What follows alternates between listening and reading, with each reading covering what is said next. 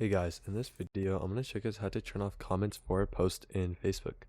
So recently, Facebook did an update where they changed it, so how you can turn off the comments on your post actually changed. But I'll show you guys exactly how to do it in this video today. So if you want to turn off the comments on your posts, first things first, you would have to go over to your Facebook app. So go ahead and do that real quick. And once you're on your Facebook app, as you can see, I have my post right here.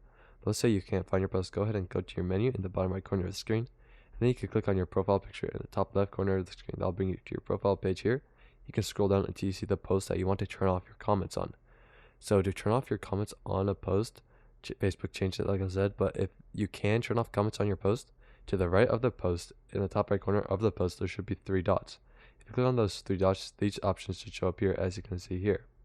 Now, if you have the ability to turn off comments on this post, then there should be an option that says turn off comments or change who is allowed to comment in these options right here.